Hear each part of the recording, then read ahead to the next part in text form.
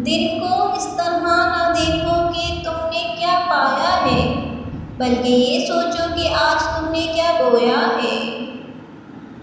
कभी भी किसी को नीची नज़र से मत देखो, क्योंकि तुम्हारी जो हैसियत है ये तुम्हारी काबिलियत नहीं बल्कि अल्लाह का तुम पे करम है।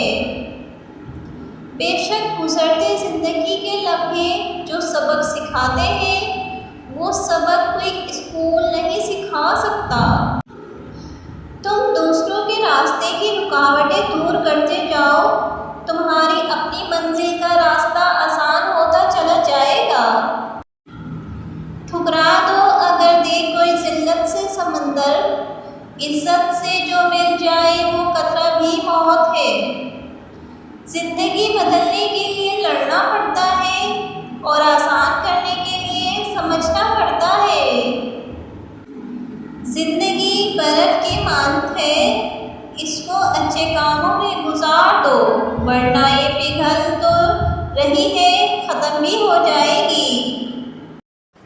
शख्सियत में आजिज़ी ना हो तो मालूमात में इजाफ़ा इल्म को नहीं बल्कि तकब्बुर को जन्म देता है।